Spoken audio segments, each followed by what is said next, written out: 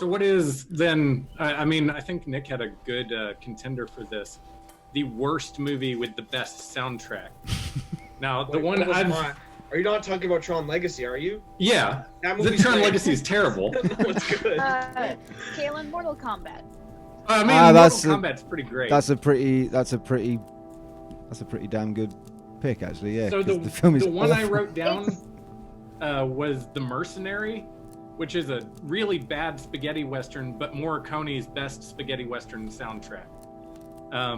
Okay. You know, a lot of people love Good, Bad, and the Ugly, and like a lot of the other spaghetti western ones he did. But for my money, that one's his best one, and you'll recognize the culmination of that soundtrack is the track that Tarantino uses when the bride punches out of the coffin in Kill Bill 2. It's called The Arena. Okay. But it does that same thing Nick was talking about, where you've got one little kind of like, progression that he builds on throughout the entire thing, and ends up being like extremely epic by the last battle. It's a terrible movie.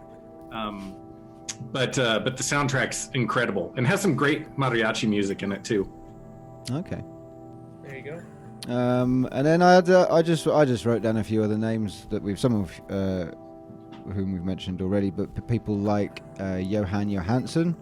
Yep. I was gonna say, I think the Sicario score is probably up there for me in terms of one that stands out in recent memory. That's just unreal. Mandy and Arrival, I think, are both fantastic scores as well, and a lot of his work outside of sound. I mean, it's interesting because a lot of these people that I've mentioned, I guess, I primarily would consider them. I don't know why I distinguish one from the other, but these are musicians that have turned their kind of hand to scoring somebody else's visuals. I think it's interesting to see that there's been a shift. This is kind of my perspective from traditional, and I think it's the instrumentation from an orchestral kind of compositional score to a more synth-based electronic score, and you're kind of seeing a renaissance of like people who are musicians or who just started doing this because they love film scores, and you're getting these like atmospheric and really interesting scores. And I think there's all kinds of composers who are doing like Mika Levy too. Right? Oh, for Under the Skin? Yeah. That was One O Tricks Point Never, yeah. Never, absolutely. Ben Salisbury for Annihilation, the Annihilation score. Yeah, actually, I had that one down as well, because Ben Salisbury and Jeff Barrow of Portishead, the two that did Ex Machina and Annihilation. That's Trent Reznor's scores are pretty, like, they're really good. Yeah. That's Johnny Jewell as well from Chromatics does a lot of soundtrack work, and I think they did a few bits and pieces for Twin Peaks: The Return as well. And then I suppose on the subject of TV composers, we mentioned before Hilda Gudnadottir, who recently did The Joker, also composed the score for Chernobyl recently.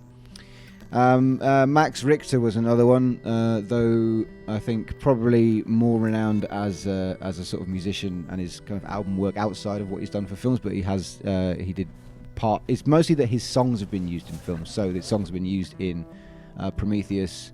There was a track that was used to pretty magnificent effect in Arrival, and that is part of the reason why Arrival, Johan Johansson wasn't nominated for an Oscar. I'm going to say it was previously used in Shutter Island, though.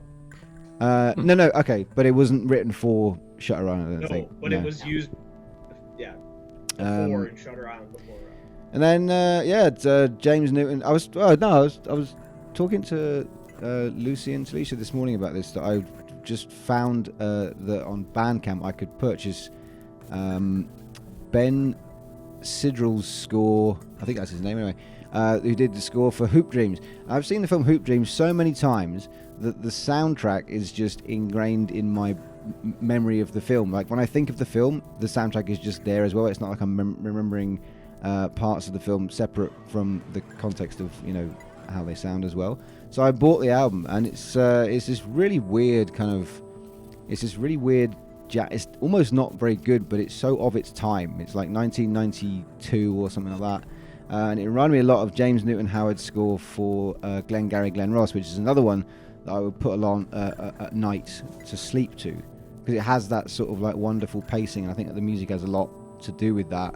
And then I sort of like paired that, though it doesn't sound anything like it, but with like Nicholas Britell who did the scores for Moonlight and If Beale Street Could Talk. Those were the other two that I was going to mention because they're just also incredible.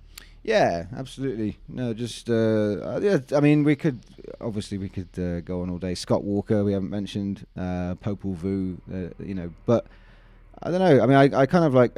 I'm hesitant to pick a favorite. I think that it's just exciting what's happening with soundtracks these days, as you say, Nick. I think there's there's a new trend in what filmmakers are looking for and the kinds of people they're getting to. To put sounds to their images, and I quite like that. It's moving, not that it's moving away from a sort of like a traditional pairing of audio and visuals, but it's just giving us something else to look at as well. So yeah, I like that.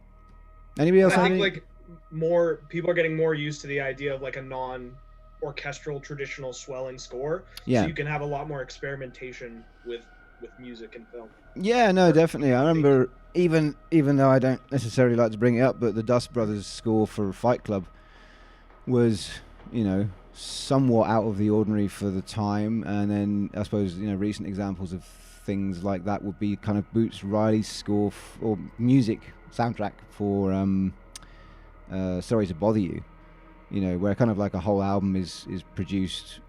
It's like an album has been made for the film as opposed to a score with words. Interesting. Going back to the blaxploitation days.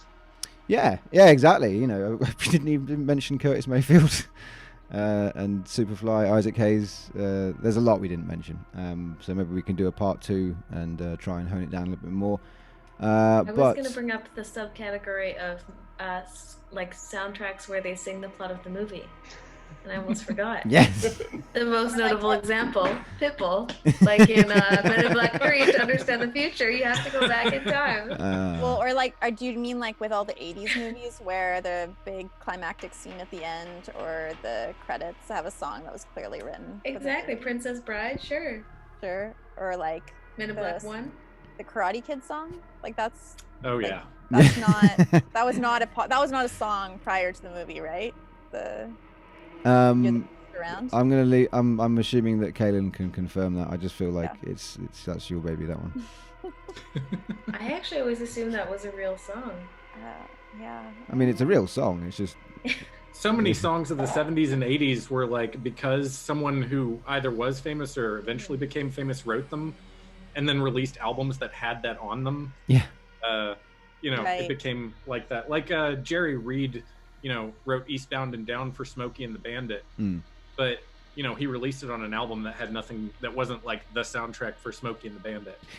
So we'll come back, I think, and do a kind of like a part 2, and we'll just try and not mention these things, but pick a sort of a specific avenue to go down with it, because I actually quite like talking about music and film, because I did my thesis was on the sound in Eraserhead. I'm more interested in film sound than I am in anything else to do with film, to be honest. So I want to say though that I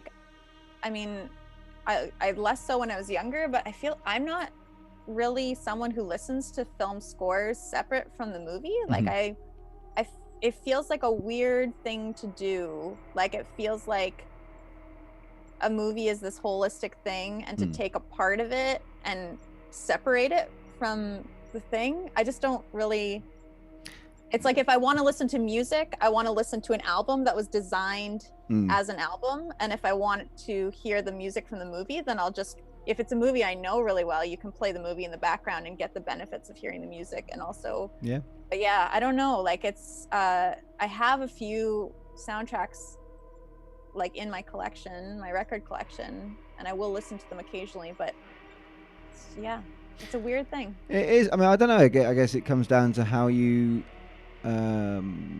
absorb and process the art that you're kind of like that you're looking at. I think it's possible to look at a painting and take one very, very small thing from it, and I don't think that's different to how I would look at a film necessarily. Again, like Zabriskie point, it can be one tiny part of it, or just one sound, or just the way something looks, or just the overall kind of tone of it, but you just discard the rest of it.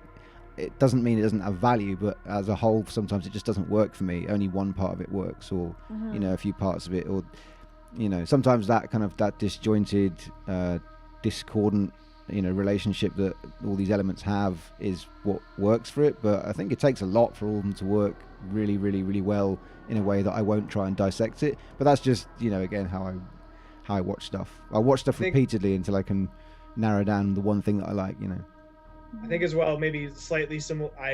That was very eloquent, but I sometimes enjoy the feeling of a film so much that the music kind of recreates that feeling for me. Right, yeah. Like be put back into that moment, like first watching it. And I think for me, the Moonlight and Beale Street, like those films are just so warm, and like there's just something about them that I love listening to those scores outside of the film. Like it brings me back to watching them.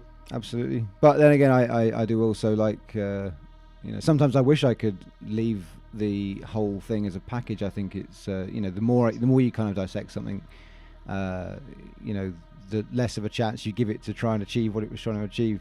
But, that's not the same for everything that everything I watch.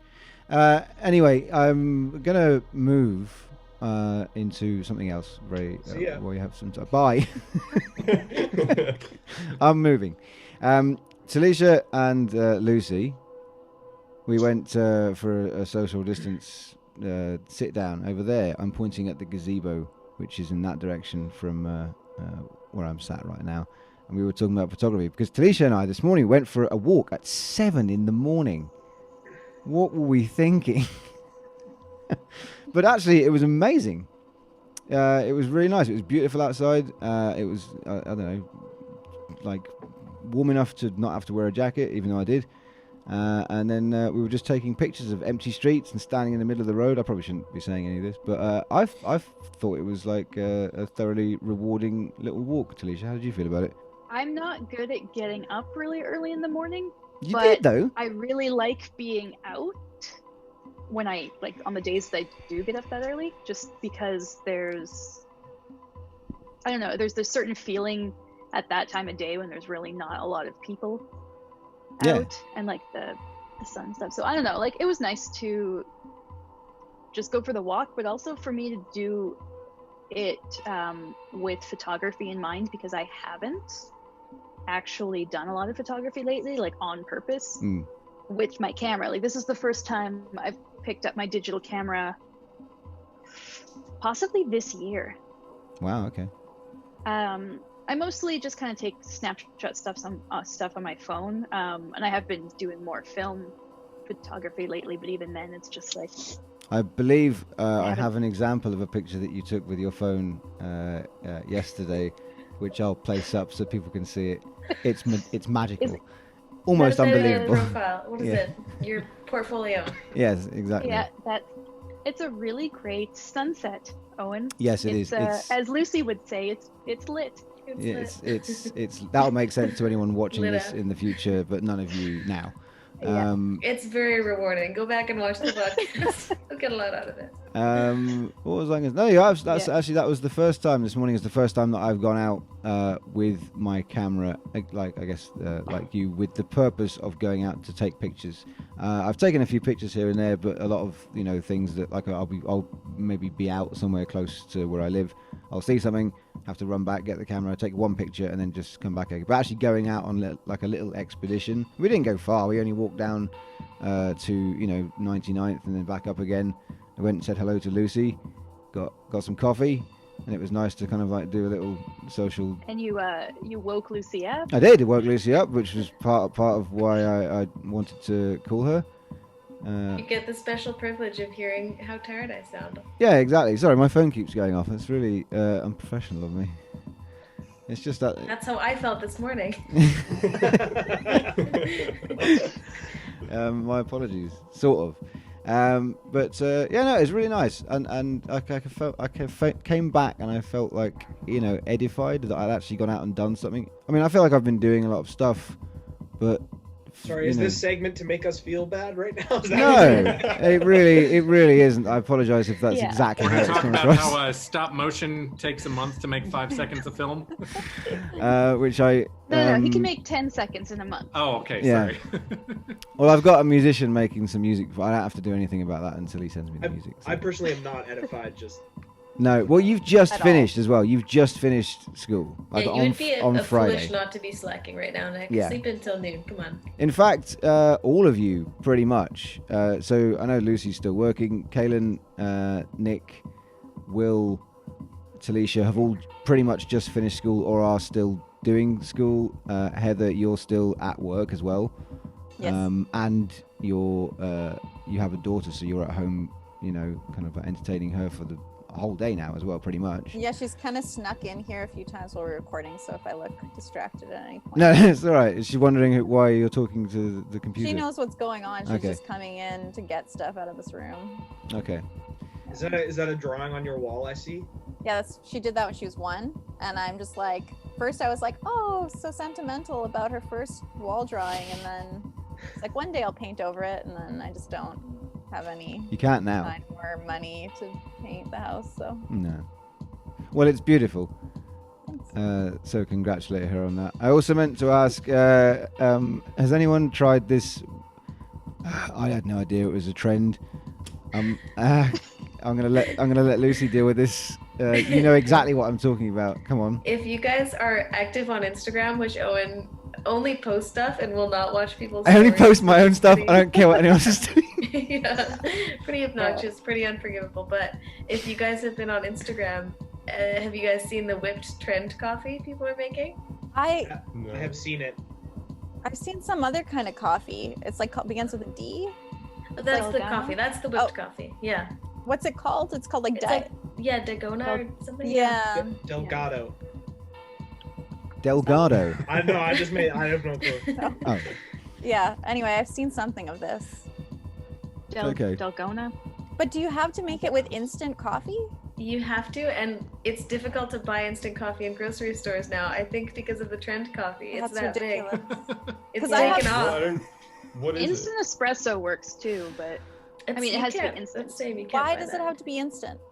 Because the whole thing is you dissolve the coffee and the water and sugar together, and then you take like egg beaters and you beat it for several minutes, and you then you have whip this the like coffee. coffee foam. Yeah. That's And then you so have a little gross. cloud of whipped coffee to put on top of milk and take Instagram photos for. I've just been so grossed out by the idea of instant coffee until now. I used to only drink instant coffee, and now that I don't do that anymore, I will never go back. But can I ask, is it actually good, or is it just something to pass the time? It tastes fine. Does it? I just don't see the point. Yeah. I don't know why. I would say like we've got time to pass, and it's nice to have different coffee sometimes. Okay. I used to go out and buy just a different novelty. coffee. Now I'm like making it in my home with Okay. just like 8 minutes at school. It's better. It's Yeah. easier than getting a hobby. It's easier than Yeah, getting. let people have fun, Owen. Yeah. Just let people have fun. I'm not saying that you can't. I'm just interested because I don't drink any fancy coffee. If any, occasionally I will have a mocha if one of you two is gonna go and get it for me. But I will never make it on my own. But you could now. I could. And the thing is, it's Not gonna. extra rewarding because you spend the time making it and you have the nice coffee, and then you post it on Instagram and people go, "Oh, nice coffee." Well, Owen doesn't go, "Oh, nice coffee," because he doesn't look at the stories, Lucy. Yeah, I noticed that particular reaction was conspicuous by its absence. I do go, "Oh, nice coffee," when I'm drinking my coffee. My next What does thought. that get me? My next thought is not. I must post this on Instagram.